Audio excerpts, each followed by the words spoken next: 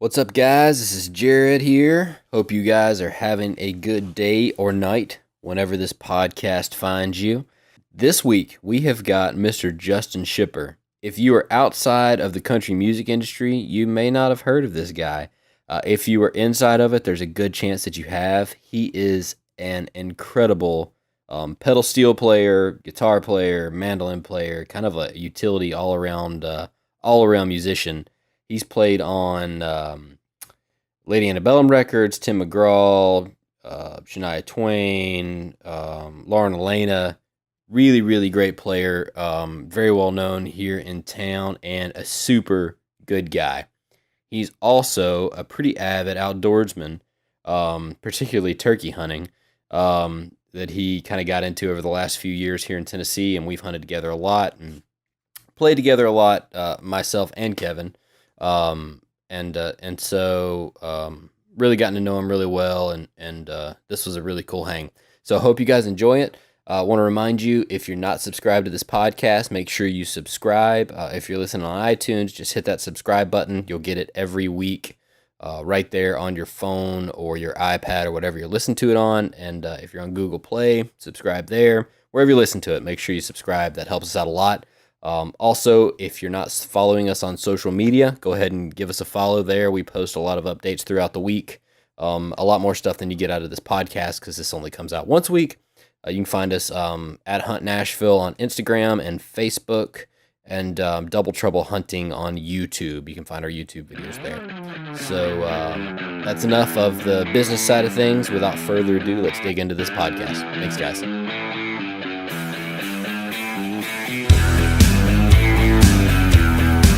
What's up, guys? It's Kevin with our next episode of Hunt Nashville. This week joining us is a good friend of mine named Justin Schipper. Justin is a phenomenal steel player, guitar player. The dude plays about everything. Am I right? Come on, Jared. Yes, you are. I walked to the other side of the room real quick. Yes, you are correct. Dude, we appreciate you sitting down with us and having this conversation about your rise to fame in the steel guitar world. Yes, he's infamous now. It's been a long climb to the middle.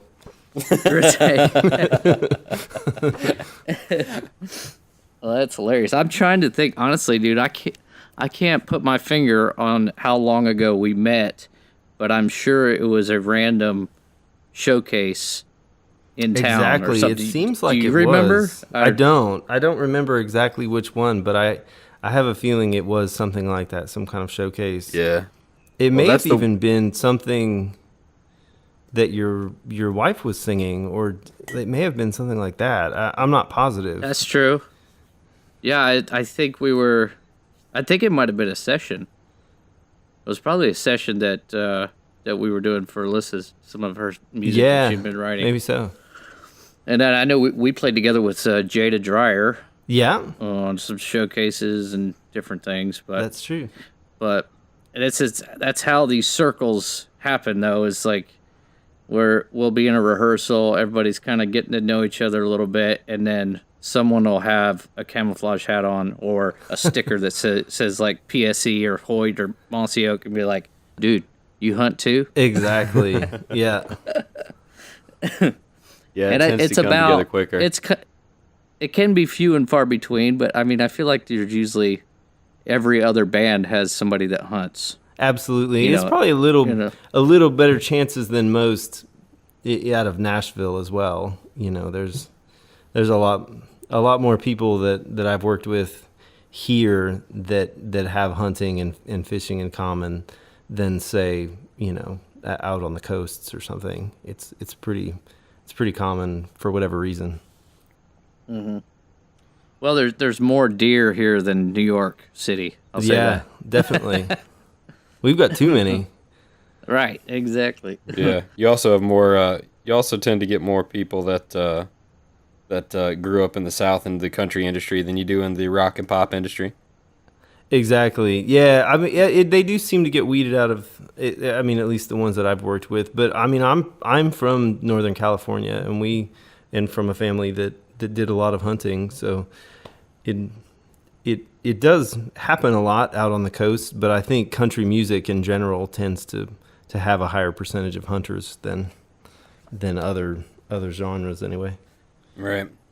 Well, that kind of leads us to how your start in basically in hunting and outdoors. How was your dad a hunter or your uncles, or how did you get into the outdoors? Yeah, all of them were. Yeah, my dad and uncles are all big hunters and fishers. Like, I grew up fishing is, from the time I could walk, and then also started like pheasant hunting and duck hunting and dove hunting. Obviously, a lot of bird hunting was kind of what my dad was into. So then that, just in turn kind of led to most of the kinds of hunting that I did as a young kid. And my uncles all did it as well. So like some of my fondest memories as a kid were, pheasant hunting before, Thanksgiving and all that kind of stuff. We did a lot of that. Man, that's awesome. I never did get to go, I haven't yet to go pheasant hunting, but my dad used to in Pennsylvania. He was telling me about how much fun that is when the birds fly up and everything. And it really is. Dogs that are working on. Yeah, exactly. My dad's side of the family all were big dog people as well. So we always had bird dogs and pheasant dogs, and there is nothing that gets your adrenaline moving quite like a pheasant exploding from under your foot. It feels like, because they'll sit there tight until you almost step on them much of the time, and when a bird that big comes flying out of the brush, boy, it wakes you up. That's for sure. Yeah, a lot of the fun in that too is like just watching the dogs work. We used to go to preserves and stuff when I was a kid down in South Mississippi, and hunted a lot of quail. And it was that, like, even if you didn't get a lot of birds that day, you felt like it was a success, because just watching those dogs work back and forth and point and flush, it's insane to see how disciplined they are. Absolutely, and the dogs love it as much as you do, and it's just it's that makes it way better, because I've hunted with and without dogs, both with duck and with pheasant, and it's just exponentially better when you have a dog out there with you, and you're enjoying how excited the dog is about it too. It's makes it even better.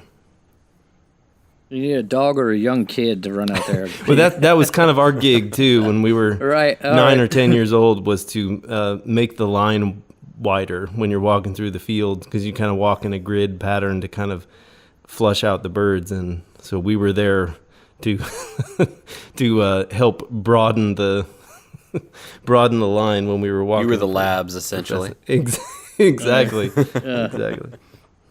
Oh, that's awesome. Now, did you guys hunt? There's blacktail. Were you in Northern California, or what part of California? Yeah, I was in the Central Valley in Northern California. My dad hunted a little bit of blacktail up there, but I think most of his deer hunting days were when he was younger. So we didn't really do a lot of deer hunting when I was growing up. It was all birds. Okay. But I mean, we had a couple on the wall, so I was aware of it for sure. But I didn't do much deer hunting until I got out here and kind of got into the bow thing. And then I went a bunch. Mm-hmm. With us, actually. Yeah, I did. Yeah, I'm going with both you guys. Yeah, we've hunted. I feel like we've chased more turkeys than deer. Yeah, probably so. Yeah, for sure. And finally connected. Yeah, and that was kind of the big season. It took me a while, but that was the unexpected one. Like, I didn't expect to get bit by the turkey bug as much as I did, because when I got it, man, I was addicted pretty full on. Like, I was practicing turkey calls in the car while I was driving to sessions, and listening to YouTube videos of wild turkeys while I was driving to try and copy it. Right. Well, I remember that first season. I think it was the first or maybe the second season you started hunting is when we started hunting together. you and Kevin, and I think we went a lot separately. I don't know if the three of us. I think the only time we ever went is when we went to that farm out in West Tennessee where we got busted by that bird in gun range, which was heartbreaking for all of us. I know. Exactly. Yeah. Yeah. And we've actually told that story a couple times. Yeah, we have. It was as much. It was our fault. It was like for not telling you what to do. You know what I mean? Like it was just a bad scenario. It was like all around. But even that season, I remember you telling me how you would go out to public land by yourself before you really knew much about it and just go find a tree to sit under and wait and see if you could hear one gobble. And I was like, absolutely. That's the kind of go get 'em attitude I like from a new turkey hunter. Exactly. Yeah. There's some public land around Percy Priest that's only open during the week. And so when I wouldn't have morning sessions, I would go to the spot where I figured was the least hunted spots around Percy Priest and just go out there at about 3:30 or 4 in the morning and sit there and just try and hear them, try and move to a couple different spots that kind of look like they might be there.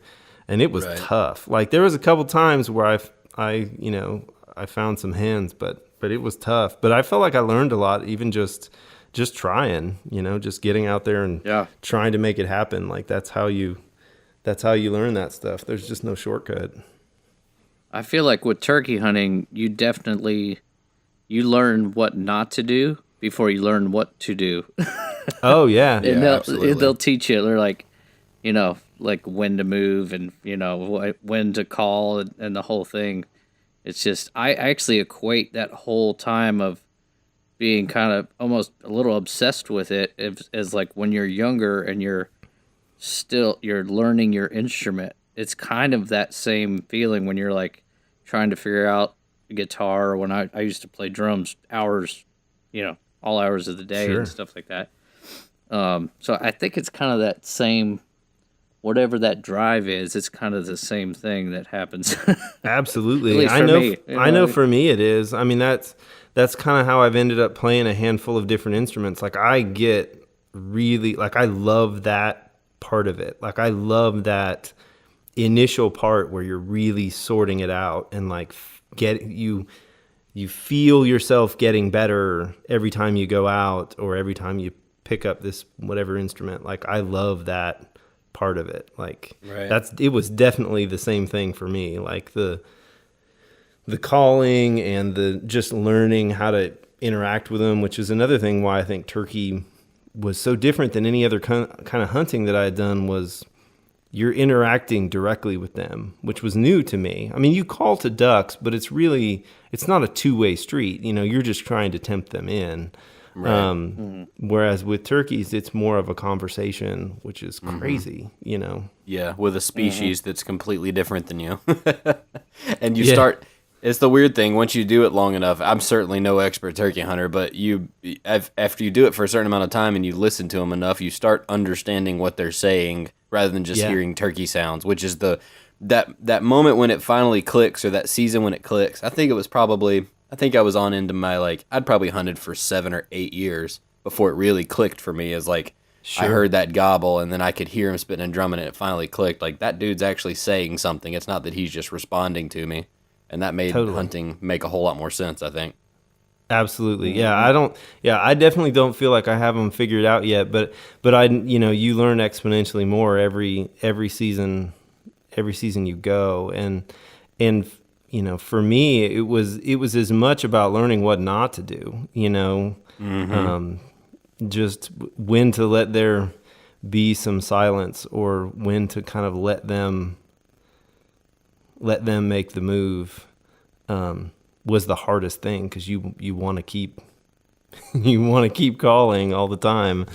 Right. Once you get them answered, you're like, I got to keep calling. But that's not always the case. Yeah. Well, I think the story of your first turkey is pretty cool too. I wasn't there, but I heard the recap after it all happened from you. Give a quick synopsis of what happened, especially seeing that your son was there with you when it happened. Yeah. So I brought Jude, and it was a place where they had, they had seen them and kind of understood the patterns of the birds there, but we were in a blind, and and they flew down in the morning, and we sat there, and it took them quite a while actually to come down this road that we were kind of hoping that they would walk down. But yeah, so we called to them, and they answered a little bit, and then they kind of got hung up in about 45 yards, which was a little long for me to feel good about shooting. But yeah, we just kind of hung out there for about 10 minutes, and they just kind of edged their way a little closer, and I had to shoot at the most awkward angle possible because we were in this blind, and my son was next to me, and that blind I is shot. tiny.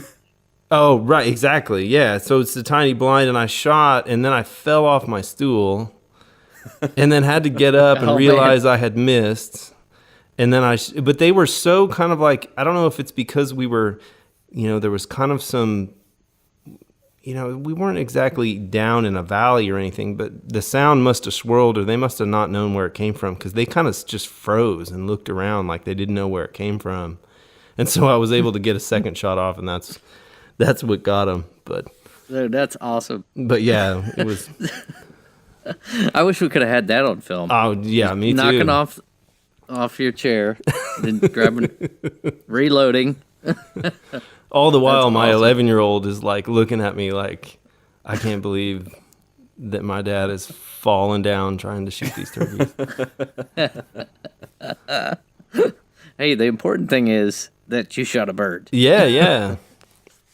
That's right. It doesn't And matter how many was shots a it good. took. That was a great example. I mean, first of all, I was really glad, that he was there, just because I think not only do I want to share, outdoor time with him, but I think it's important for kids to understand where food comes from. Like that's a big part of hunting for me, is just, I think that a lot of people kind of, there's a disconnect there. And I think that that's a good thing for young people to realize, is that, your food comes from somewhere. And so that was a good opportunity for me to kind of show him, because we ate it, 2 days later. Yeah. But it was also kind of the culmination of some strategy with a decoy and positioning ourselves, and kind of really like thinking that out ahead of time. And we talked about it a lot on the drive in. And so he kind of helped me devise a plan as to how we would set up the decoy in relation to the blind, and where we thought the birds might come from, so that they would have their eye on the decoy and would have to walk by us to get to where the decoy is. So that's awesome. As well was a fun, kind of moment to share with him as well.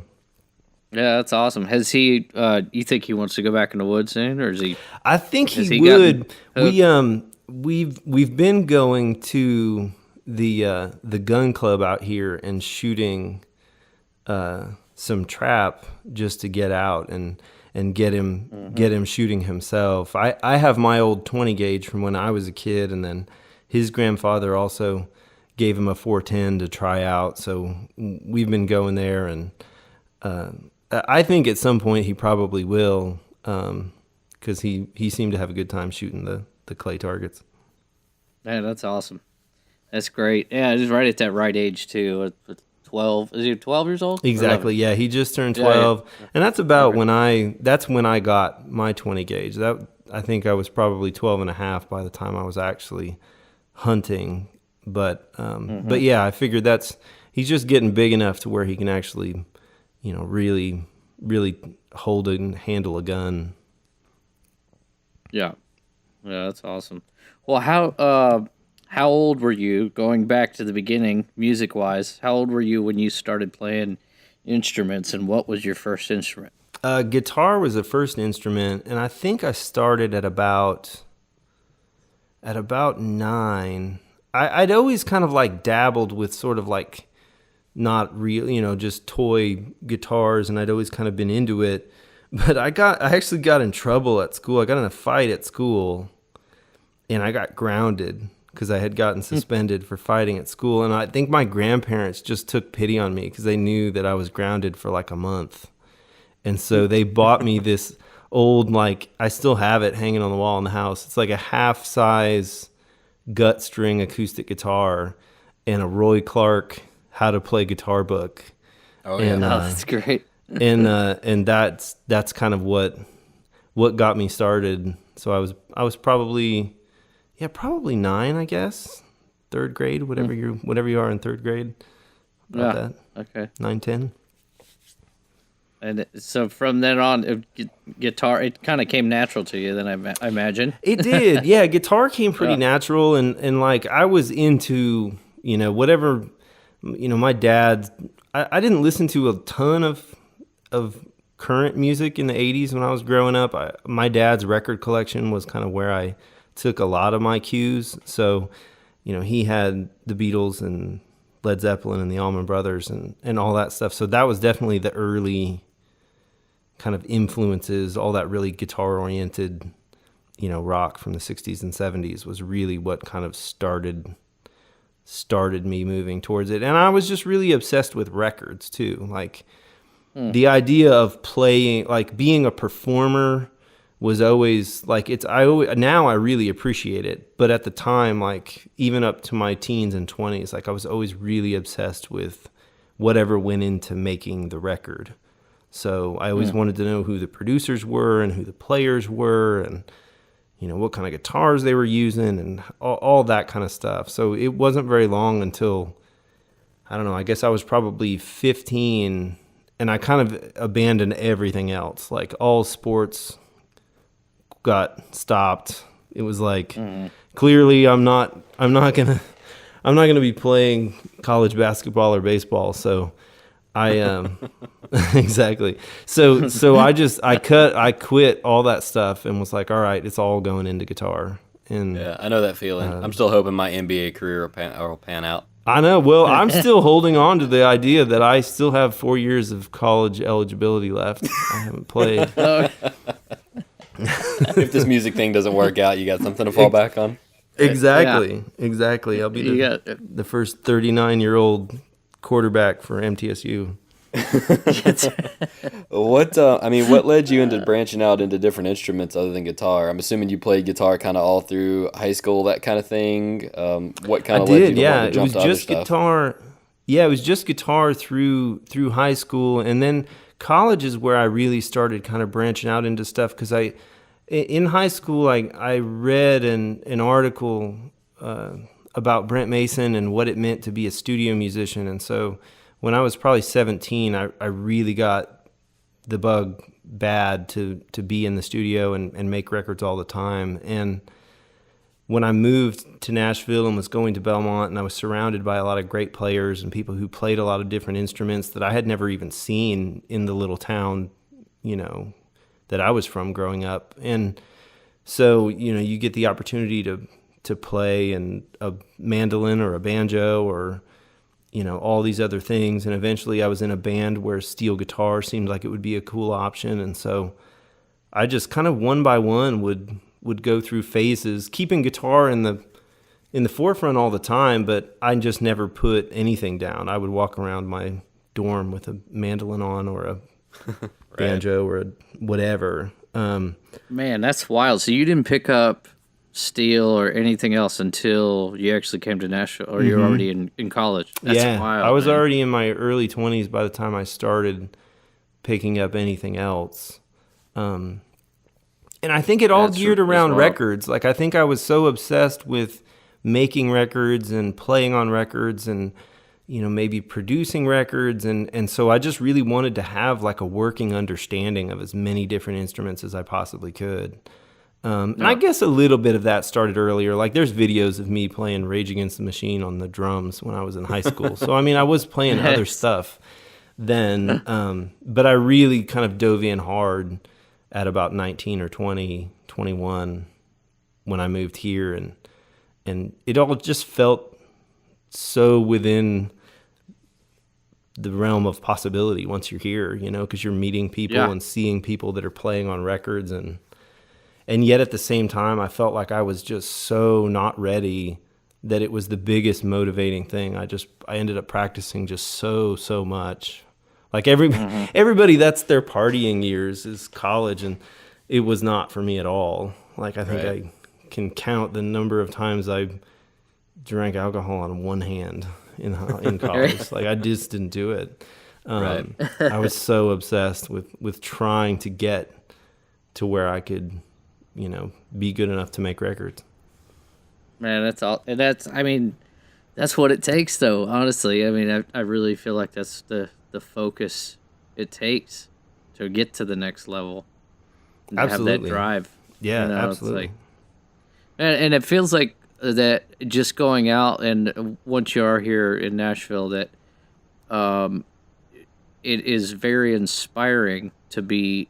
Not only you get to hang out with these amazing players and see them live at Third and Lindsley and the basement and these different clubs, but they're so approachable, and like everyone is so nice. I can count on, I mean, maybe 3 times where I've gone up to someone and they've been like, blew me off or whatever. Most of the time, people are very receptive and just, as long as you're not being weird about it, but just kind of, go up and introduce yourself. And if you're genuine, I feel like people see it. Absolutely. And can sense it. You know what I mean? And I think Absolutely. that's something, that's a testament for how nice people are in this city for the most part.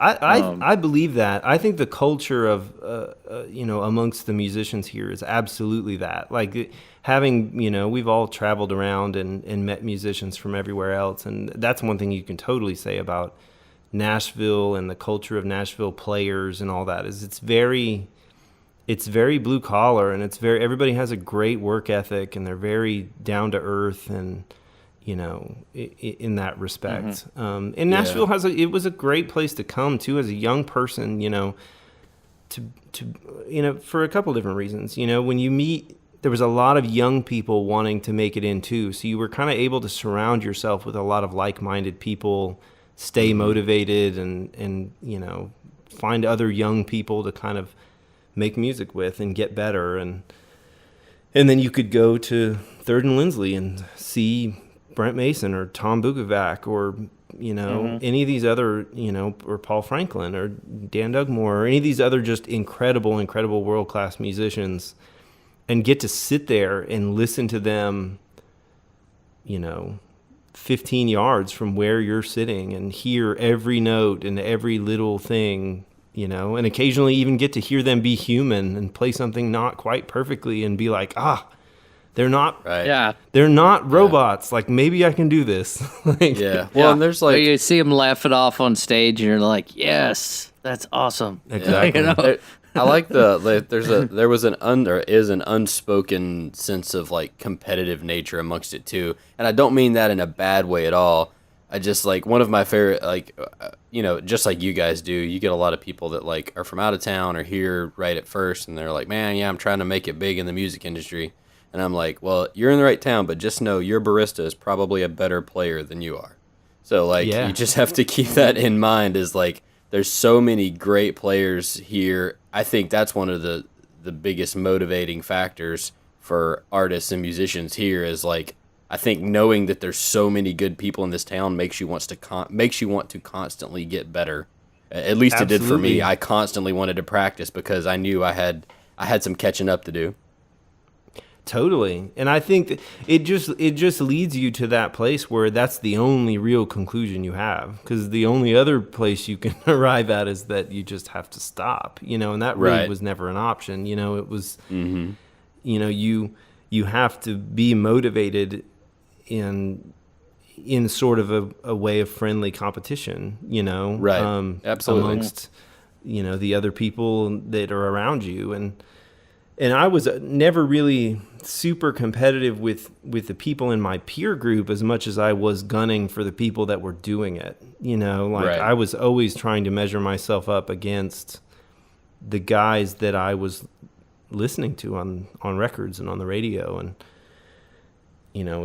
they also happen to be living in the same town. And so you can, some of them I would even cold call and just be like, hey, I really like the way you sound, and how do you do that? What amp are you using? And some of them were nice enough to let me as a 19 to 20-year-old, come hang out in the studio with them and see how it all works and give you the real kind of like inside view of what it's like. And so it feels a little more attainable and a little more realistic and all that. And it's all because the people here are just, for the most part, are, pretty blue collar, hardworking, helpful people. Absolutely. The men and women in the music business, especially in Nashville, are awesome about that kind of stuff. Yeah, that's one thing I've definitely seen living here, and I love that aspect of it. But what out of college, did you like start doing the cattle call auditions and all, like start doing all kinds of different auditions to get road work, or did you just go straight for studio? No, is that your main thing? Yeah, I knew I wasn't getting a lot of calls for the studio right out of college, and I knew I wasn't quite ready.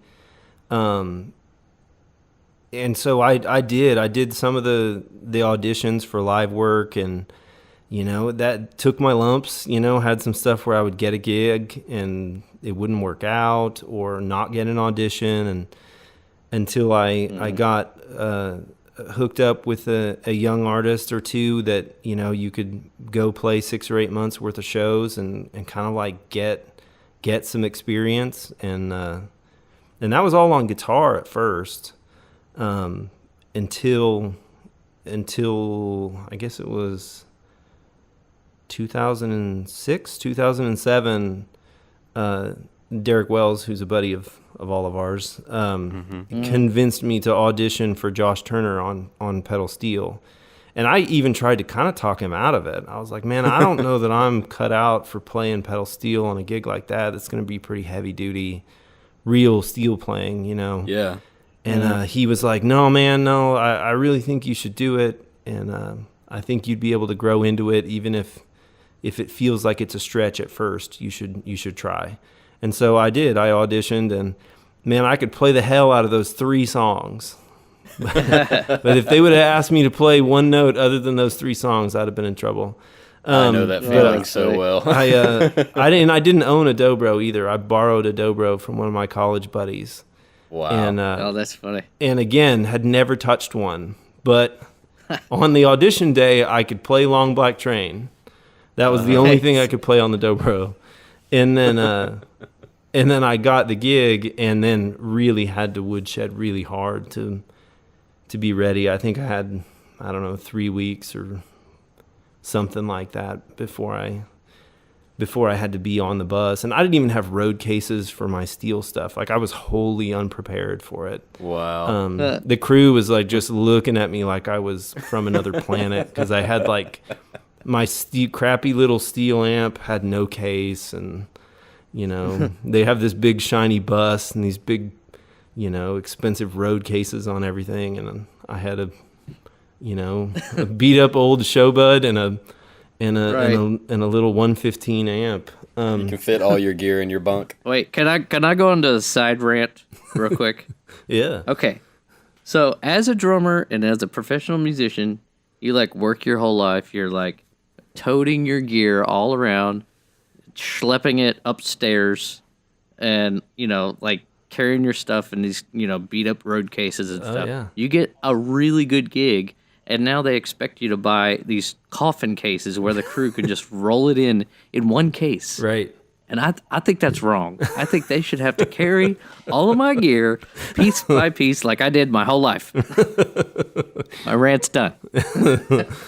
Yeah, exactly. Well, that's one thing they don't tell you, is that a lot of times when you do get those big gigs, that if you don't own the cases, you're very likely to have to spend hundreds, if not thousands of dollars in cases just to protect the instruments that you're trying to go out there and do. Right. That's one thing they don't tell you when you're going out there. Yeah, it's like, so you're gonna like buy these huge cases that are like, but anyway. Well, dude, that is pretty wild And you just kind of had to jump out on a limb there when you went to that audition. Exactly. And I've got another buddy who of ours, Jason Fitz, who does a lot of sports talk radio and TV now. But we had lunch the other day, and we were both kind of like laughing about how you kind of have to be a little bit reckless, to make some of these moves happen. A lot of the times it's flying by your seat of your pants. I mean, learning this stuff and then jumping in front of a crowd of thousands of people. Exactly. Like a lot of times you don't have it memorized. Right. I don't care who you are. You're like, that feeling right before the turnaround, before the next chorus. And you're like, is this going to stop right here or not? Yeah, absolutely. Well, a lot of times Go ahead. But and that's one thing I've tried to continue to do even after having kids and stuff is like, and it doesn't have to be music, because music, there's parts of a life in music that isn't for everybody, and that's totally okay, but the one thing that I think, that I've wanted to, instill in my kids, and you try and do this through taking them hunting, and you try and do it by setting a good example and all this stuff is to not be afraid to take chances or try things that you may not be amazing at just yet, because I certainly wasn't amazing at turkey hunting when I took my kid out, and but I think that's just kind of how that's kind of been my way of doing things, is you just kind of just got to go and just try, and a lot of times it'll work out. I mean, a lot of times it won't too, but right. Well, without getting philosophical at all, you learn way more through the failures than you do the successes, and turkey hunting is a prime example of that. It's like in deer hunting and any sort of like fishing or hunting or anything is like the amount of time you spend out there. Just say turkey hunting, you'll go out and spend 4 hours on a turkey hunt. If you're lucky, even if you got super lucky on that first hunt and you killed a bird, that's all of a minute of the 4 hours. So you learn so much throughout that time you spend out there that it is like, being in the outdoors and hunting in particular is like you find that you spend most of your time out there, and as you get older, you start enjoying the failed times almost as much as the successes, because you know that you're taking something away from it. Absolutely. And I think that's something as we all get older and wiser and everything else, I think that's totally true. It's like now I look at the years and years I've spent practicing and playing, and it's like, like we all know, it's like we spend way more time practicing than we ever do performing or recording. And and that's just like when you're hunting or fishing, the bulk of the time is waiting, or not getting something yet, or not shooting at something. And that is the meat of it, so to speak. Like that's really what, once you learn how to enjoy that part of the process, then you've really arrived, so to speak. Like then you're really, you're really enjoying the part that you're meant to enjoy, because that's what most of it is. That's what most of your time is spent doing. Most of your time is spent practicing or working towards it, or most of your time is spent just getting ready to maybe take a shot at a bird. And that is the best part. Like that anticipation, that lead up, that's totally the best part, because once you shoot them, then you got to clean it. Like then, all right, I mean, it's still exciting and it's delicious, but at the same time, like it's that whole journey is what it's about. Yeah, and then you're disappointed it's over. I feel like when someone like goes out, like if we take someone out and they happen to connect the first time they go, it's almost like I have to really reiterate that, like, dude, this never happens. Right. Just so you know, like, this is not what really it's about. Right. I mean, this is awesome. You just killed a deer, but I mean, there's times where I've gone out for a month at a time and hardly even seen anything. Yeah. And sure.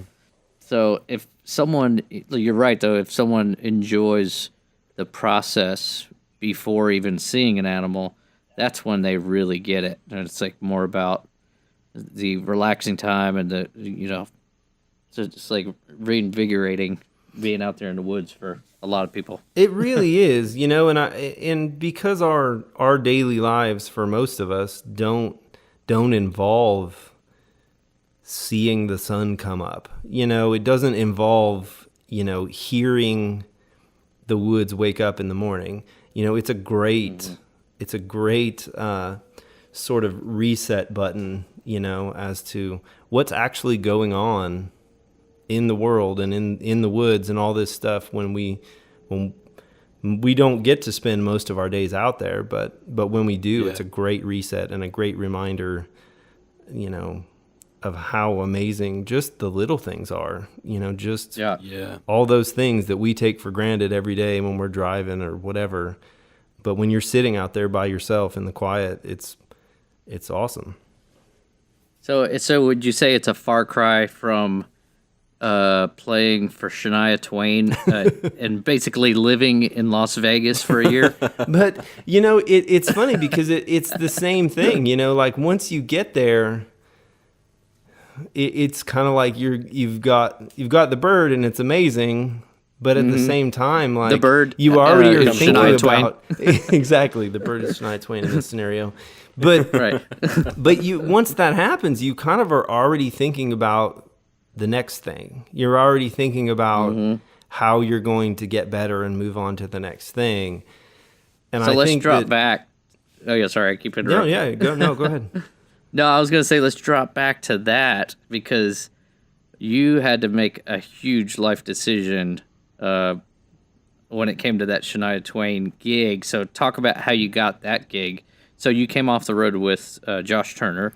Yeah, I was with Josh, and I was with him when I auditioned for Shania, and I really, once I knew who was involved and who was help running it, and I knew it was going to be a great band, and there was going to be, some real heavy hitters helping to put the whole show together.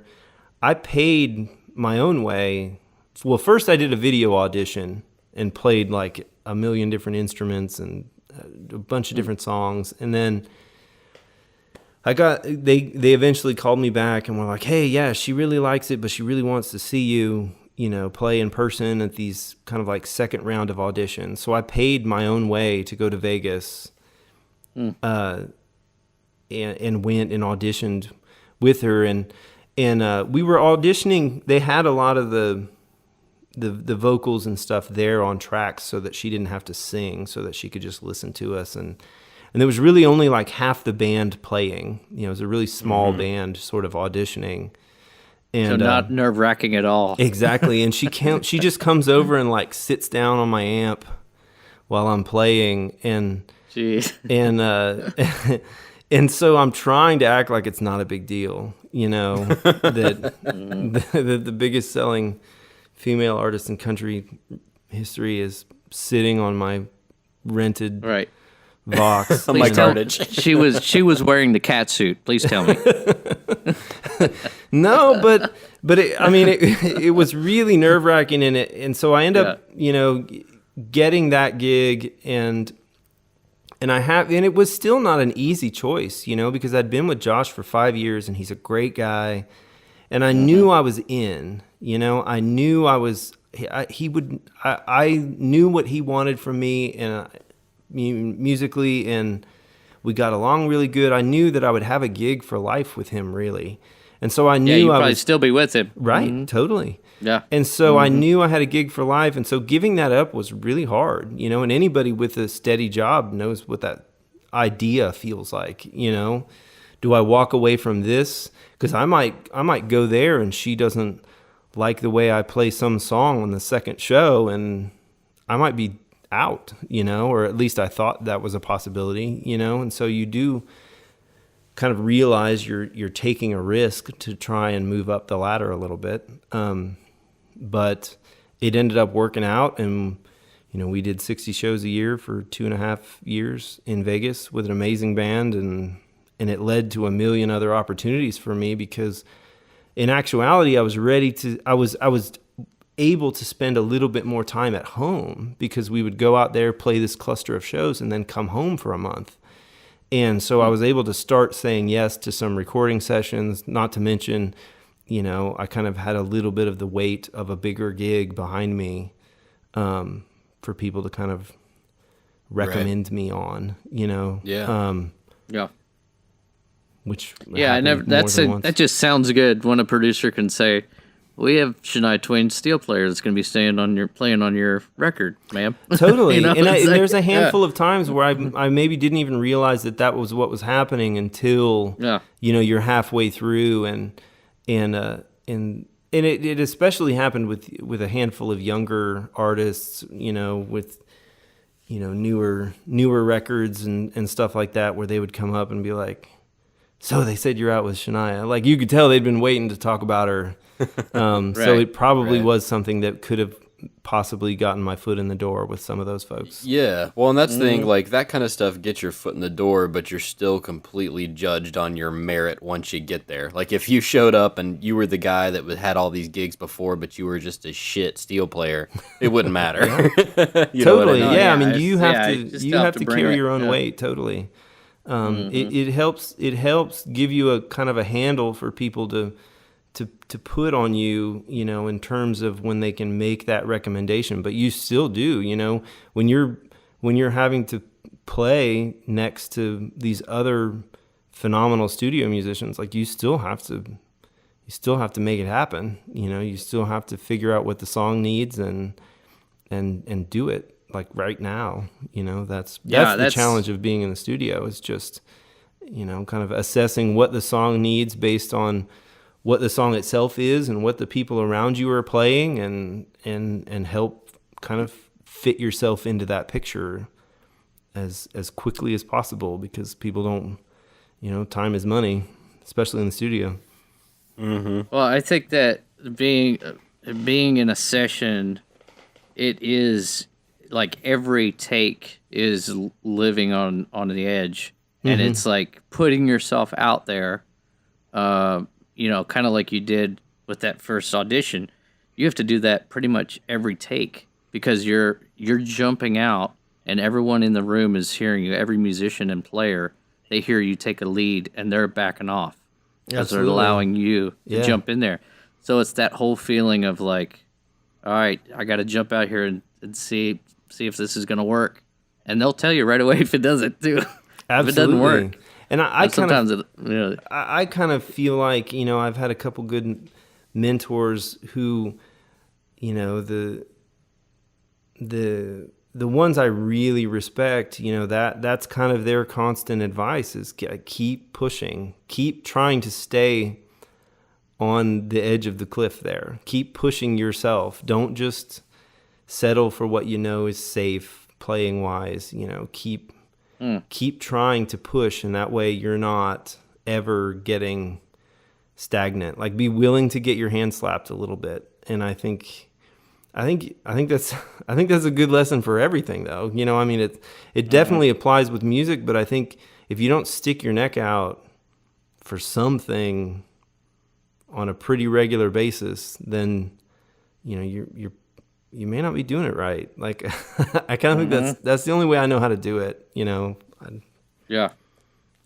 So explain a normal session day for people that don't know how that goes down at all. Yeah. So in Nashville, there's a whole different set of musicians that primarily their main job is to make records, and usually they're different than the people you would see live at a concert. There's guys that just stay in town and make records, and they run in 3-hour blocks. So 10, 2, and 6 are the three main, studio blocks. You get to the studio, and a lot of times at this point, they're people that I know, that are the musicians. But, you'll walk in, there'll be what's called a number chart that will be like a sketch of what the chords are to the song, with no real parts dictated, but just an outline of what the chords are for the verses and choruses.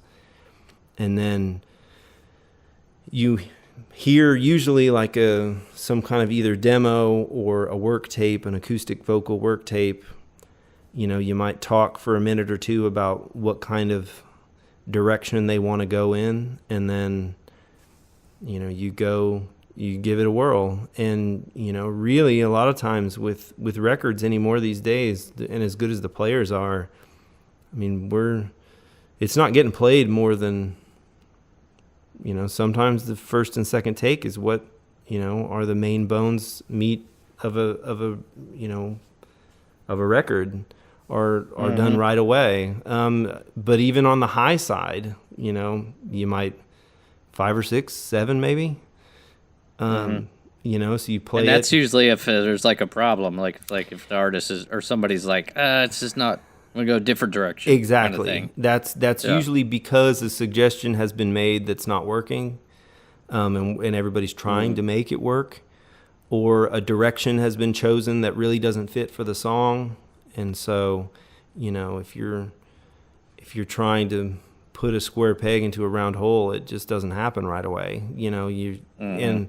But yeah, so a lot of times, even on records, within a 3-hour session, we might do, for a record, it would be, 2 or 3 songs a lot of times in that amount of time. If they're just demos and we're not needing to zoom in that much, then we might do 5 or 6. Yep, man, that's that. I remember the first session you do. That is the most nerve-wracking thing. I was so much more nervous for a session than I ever was for a live performance. Personally. For me, it felt like it started all over again. I had really bad stage fright as a young person trying to play on stage. My hands would shake, visibly shake. And my wife, we've been together since high school, and she could see from the audience that my hands would be shaking trying to play live. And when I first got here, and I felt like when I started getting into the studio, it was almost the same thing all over again. And part of it was just that I just wanted it so bad that I just didn't want to mess up. And so, but it just takes a while for you to, at least it did for me, just for those nerves to go away and for you to just enjoy the work, to just go in there and let's make something. Yeah, it's like being comfortable with your new job, exactly. The whole thing, and and so from when you got your first session, was there a particular time that you were like, all right, I can feel a shift where I'm gonna have to make a change? When you wanted to actually stay and stop touring? Was there one particular record or anything like that? Yeah, so about halfway through my stint with Shania, I had gotten called.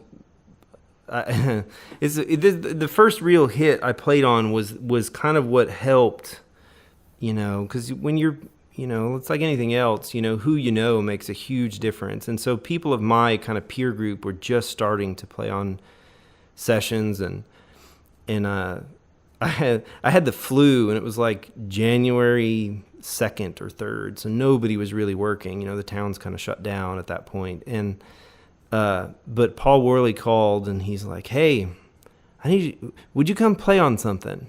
And for people who don't know, Paul Worley's a huge producer. He's produced the Dixie Chicks and Sarah Evans and Martina McBride and Lady A, just so many people. And of course, when he's calling, I'm like, well, yeah. When do you want me to everything. Come? Exactly. I was like, I remember I was checking the mail when he had called, and he's like, I need you to, can you come play on something? I'm like, yeah, sure. Well, when are you thinking? He's like, right now. Yeah, okay. And I was like, I'll be there in 30 minutes, and so I throw all my stuff in the car, and I go down there, and I've got the flu, so I'm just out of it. And the first thing he does is tell me that I'm the 3rd steel player to play on this song. And I was just like, all right. And then, he had a bunch of different kind of out there examples about how he wanted the song to feel. He wanted SpongeBob steel. He wanted zany, unorthodox, West Coast, youthful sounding steel. And I'm like, okay. And so we kind of chip away at it for about 45 minutes. And then he's like, well, I've been in here all day. I need to take a break. And I was like, oh, all right.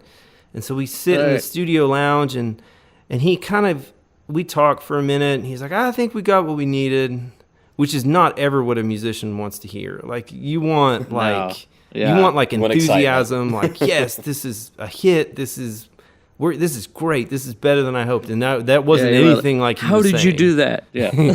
He was saying, I think we got what we needed, which means we did not get what we needed. And I will be deleting that when you walk out the door.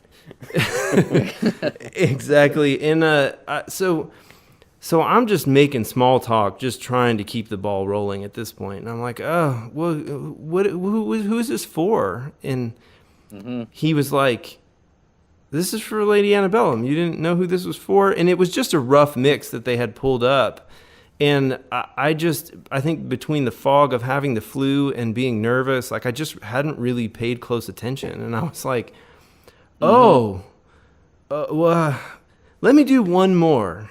And he was like, nice. Okay, if you think you got something else to say. And so we went and did one more take, and that's the take they ended up using on Downtown. Way. Yeah, that's the take that was on Downtown, and so that song ended up being like a multi-week #1 for them, and it came out right away because I can sing the steel part. It's a catchy steel part, man. So nice work. Well, thank you. Yeah, and that was a huge one, and if only because, and I know I mentioned them earlier, but people like Derek Wells and other people in our peer group who were starting to work, and Rob McNally, who had been working for a long time, but were buddies of mine, I think it gave them the handle that they needed, that when the more established guys couldn't make it, they could point to me and say, well, he played on Downtown. We should get him. Right.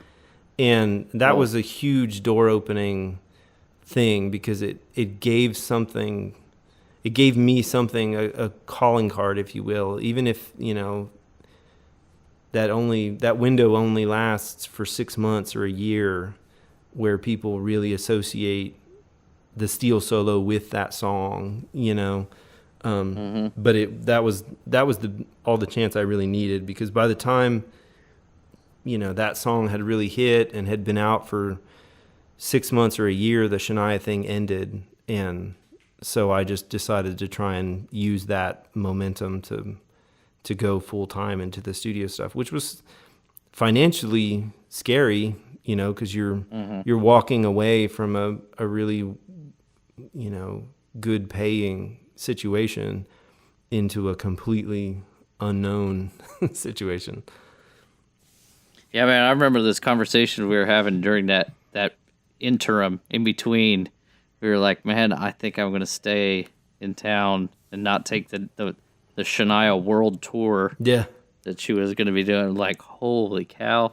Yeah, when I turned it down, I could tell that they were not used to hearing that answer. Like, so I was like, yeah, I don't think I'm going to do this, And they were like, oh, okay. Is that your final answer? And I'm like, yeah, right, yeah. I'm not gonna do it. That's wild. So that break, I mean, how long did you see? I mean, how long was that wait before you're like, okay, it's starting to feel a little more comfortable? It was, what I mean? It was a hard 3.5 months.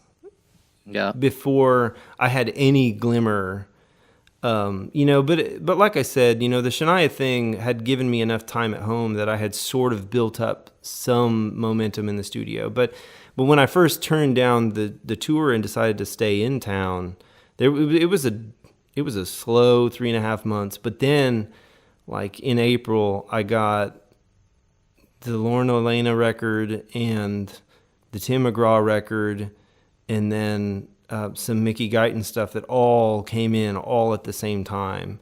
And it was okay, we're really doing this. Like, this is going to be okay.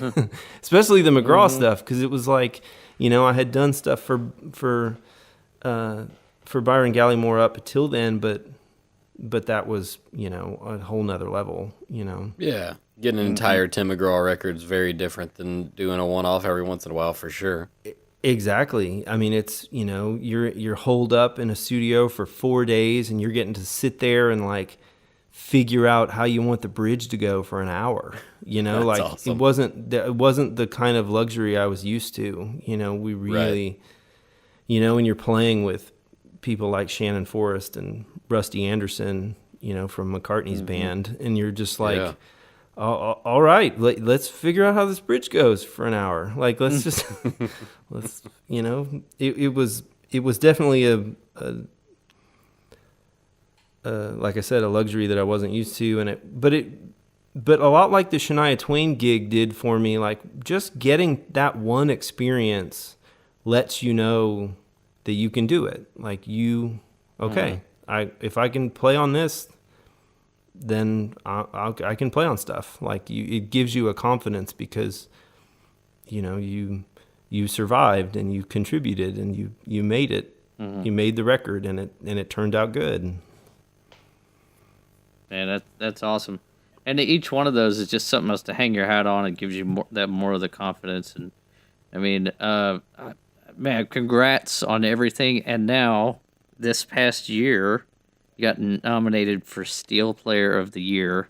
Yes. Was that an ACM? It was an ACM deal, which was super awesome. And like, I mean, I'm not the type to get really like caught up in awards and stuff, for sure. But I can tell you that nomination meant a lot, if only because it was this amazing list of other nominees that seemed to have a direct connection. It kind of in my path to getting here. And it was in a really kind of nice, another full circle moment in that, the other people that were nominated, were Dan Dugmore, who ended up winning it, and he totally should win it because he's a legend. And because he's Dan. Dan was the reason why I bought my first steel guitar. Right. And then Russ Paul was the other nominee, who's been a huge mentor to me and just a huge cheerleader in terms of like encouraging me to do new things with the instrument. And then Steve Hinson and Mike Johnson were the other nominees. And those two guys are the players on everything that Josh Turner's ever done. So I had to learn all their parts on the first steel gig I ever had. So that's wild. So to kind of like look down these names of other nominees and to feel this direct connection to these guys and what they've, their body of work, it was just a great sort of, moment to feel like if only for one nomination cycle that I got to be, my name got to be put next to theirs. Yeah, well, I mean, and you've definitely, you've put in the work and earned it for sure. I know you're going to be humble about it, but as your friends, we can certainly try to bolster your ego a little bit. And, like, it's just, it's cool to see, like, guys that we've known for a long time, like, starting to get some recognition of what a lot of people here in town knew for a long time. Derek Wells, it seems to be the name drop of the podcast, but like Derek getting the nomination last year and actually getting it, like, was phenomenal. And then just like all the other musicians that you see coming up, like, and actually getting some recognition for what I guess in our, I don't know if you want to call it peer group or age group or whatever you want to call it, finally getting, the lookout for what they've been accomplished. It's really cool. Like, and Nashville's a really weird thing where there is that competitive nature that I talked about before, but there's also like everybody seems to be, well, not everybody, most people seem to be pretty stinking happy when something good happens to someone else. It's not like backstabbing as much as I can assume some other industries are, some other cities, their music industries are. Absolutely. Yeah, that's one thing that doesn't seem to, that kind of thing doesn't seem to be too rampant in the Nashville musicians side of things. I think there's too many good players for anything like that to survive, because we don't have to, like, the people that hire us, like, they don't have to put up with that kind of shit. Like, you know, like if you're not like a good hang and a good, like, easygoing person to be around, you're probably not going to last very long, because there's always somebody else who can play just as good, who's not going to bring all that baggage to the table. Right. So it And sort of has a way goes of to- rinsing it out. Yeah, it really does, and that goes for like every type of situation as far as touring, Oh, yeah. session, every part of being a musician.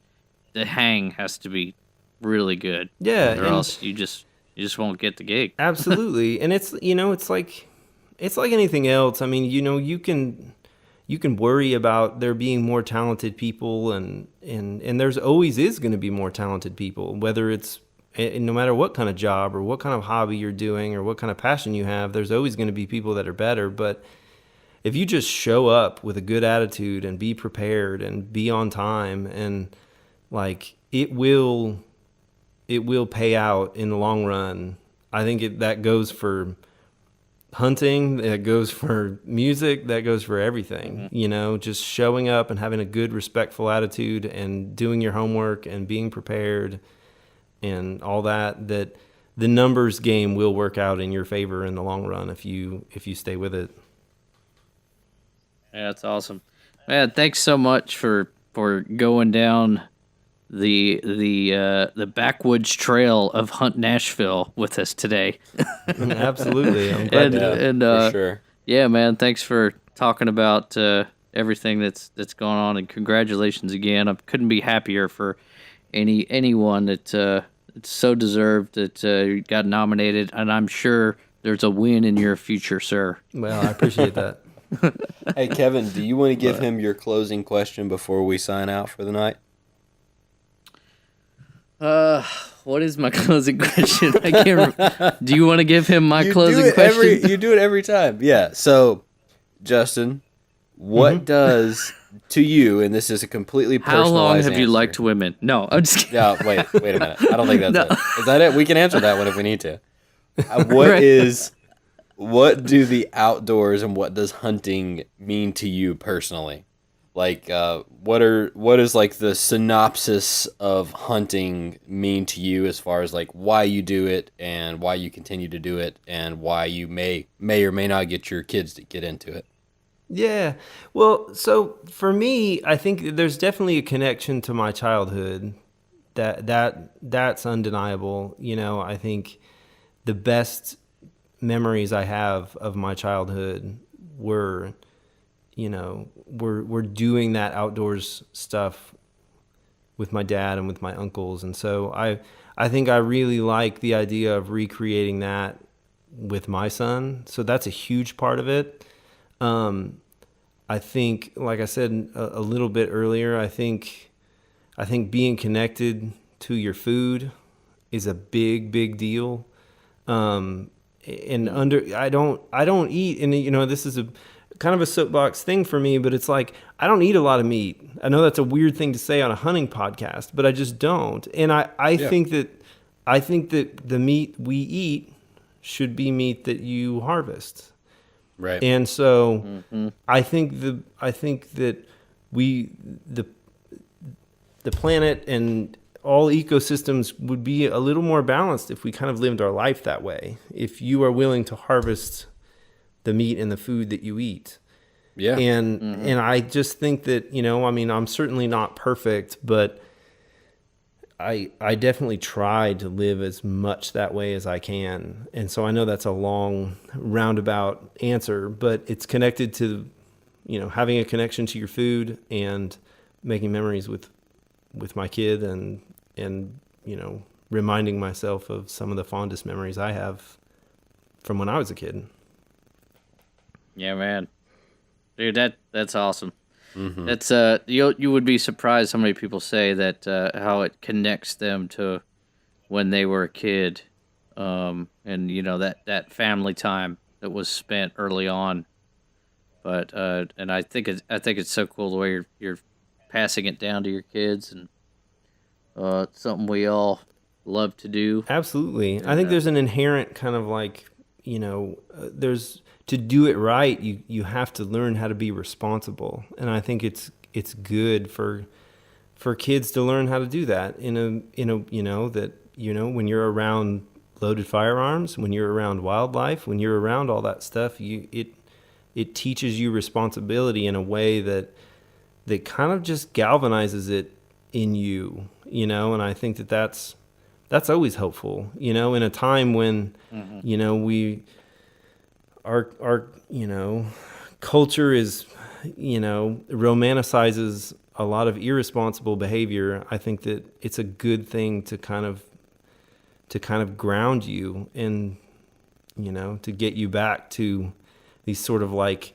basics and nuts and bolts of what our life is about, you know? Yeah. So absolutely.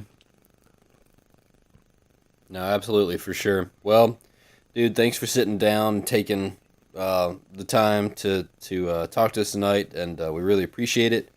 And I guess that's a good place to sign off, unless you've got anything else, Kev. Man, I think we covered Justin's world. awesome. It was awesome, man. Yeah, I it. really appreciate it, man. And I can't wait to get in the woods with you this season. And just a side note, Dick's Sporting Goods has some really good arrows for $20 for 6 arrows. Oh, wow. He called me all Victory. excited today. He was so excited. Dude, I mean, that is cheap. $20. That's very That's like cheap. $3.20 an arrow. I know. And I they're should go get Victory. them because this. I told Kevin this, Jared, but I've been having problems with the deer next door. Like, Oh, Dude, really? tell us about the deer. Tell us what happened with the deer. yeah. So, The doe. so The you know, maniac doe. I live up here in Hendersonville, and in this peninsula especially, the deer are like domesticated essentially. A lot of people feed them and stuff, and wow. so they're not afraid of people at all. Like, you can get within 10 or 15 yards of them. Like, they just sit there. They're just not afraid of people. They're not afraid of, like, you can walk right up to them with your dog and they just look at you. And Wow. No predators. yeah, there's no predators up here. And our backyard is, you know, a half an acre, and it has a little pond. And I think forever, these deer around here have been used to, because we've only been here a little over a year, they're so used to being able to hop in our yard and drink out of that pond whenever they want. And so lately, since in the last 6 months, or well, I guess in the last year, we've gotten 2 dogs, and they want to fight with the dogs. Like, Really?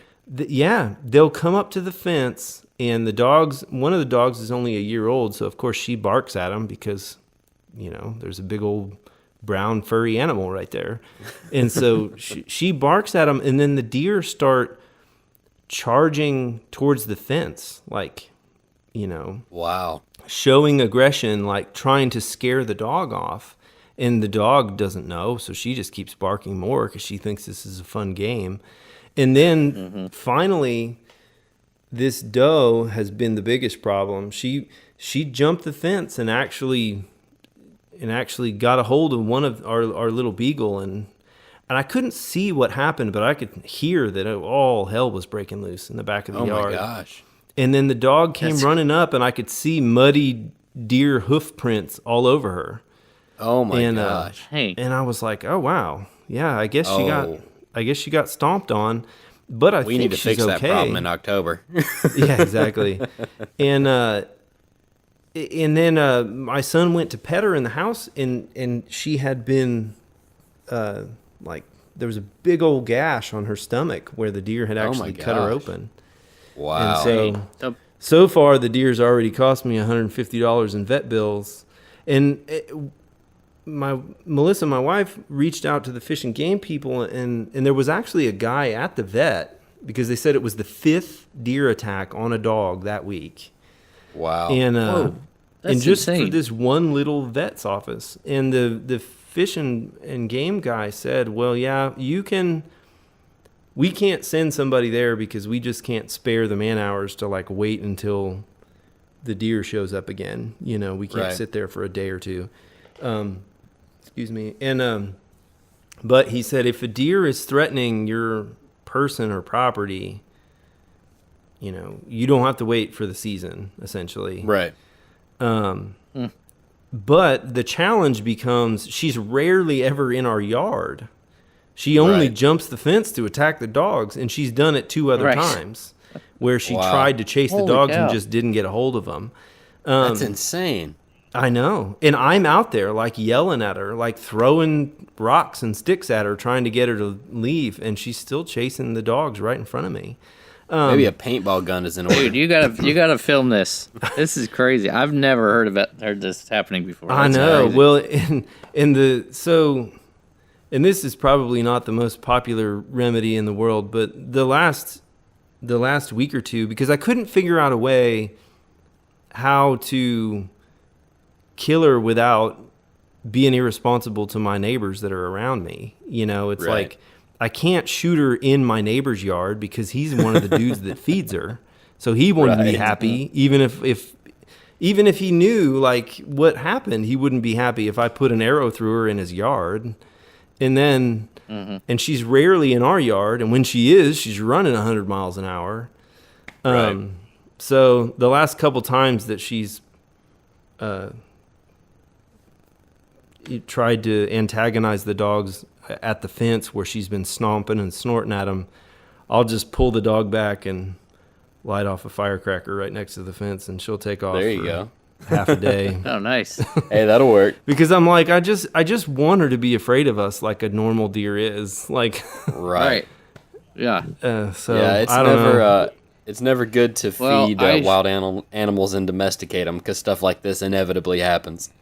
Yeah. Well, I will say that I've shot 2 different deer in the neck, and they dropped instantly, like on the spot.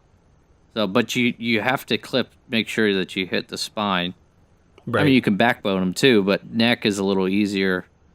But that'd be bad if the deer runs into your neighbor's yard and Dies dies on their right there where he's carport. feeding them, and I'm like, Believe oh, me, gosh. guys, I have thought of every possible scenario. Like, I've thought of that exact thing. It's like, okay, well, maybe if they go out of town, maybe. But I mean, even a good shot, I have to plan on it running 50 yards or 100 yards, so it's gonna go Right. die in somebody else's backyard, and I'm gonna have to Now try they and are- drag it out of there.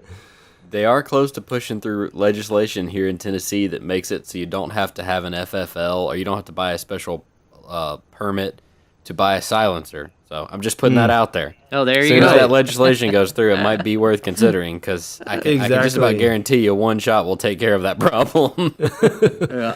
I know. Well, I've Googled every possible variation that I can think of, like, Wow. using like air, the air, there's like super heavy duty like air rifles, like 22 Right. caliber air rifles. Like I've thought Oh, about yeah. that. Like maybe that would be The 22 Better. caliber air rifles, those things are crazy. Yeah, I have a buddy that has one. These things they're pretty powerful, but you would have to hit it in the exact spot. I Yeah. mean, But I mean, 'Cause I've the got to bullet- tell you how yeah. close I can get. Like I can walk right Oh, up really? to her, so I could probably walk right Oh. up to her and shoot her right between the eyes. But Wow. it's Sorry, keep still laughing, it's gonna but- be in the neighbor's yard, so I'm gonna be Right. So there's a lot of there's a lot of challenges here because I just can't. Yeah. I Quick can't shot get and a her quick quick Exactly. shot and a quick drag and it's over. Right. I know. Yeah. Well, that's an well, interesting me, problem we'll to just have. have me and Jared will just have to come up there. We'll just all shoot at the same time. There we go. Exactly. We just release a couple arrows and somebody will hit it in the right place. Well, I don't think we're allowed to shoot. Actually, I think it has to be the landowner, the actual Well, owner of the property. He had a think 3 that's how quivered bow, is what we'll tell him. Right. Right. He had a triple shot compound bow. It's like a Robin Hood thing where it shot 3 arrows at once. Yes. He just stacked. He's really good. He Yes. stacked 3 arrows on top of each other. Well, awesome, man. Well, thanks again for sitting down with us, and go ahead and start clearing your schedule for that first month of September. Exactly. right. Come on. Because we're going to be in the woods. All right. Oh, yeah. Cool. Enjoyed it, fellas. We'll talk soon. All right. Take care, guys. Thanks, guys.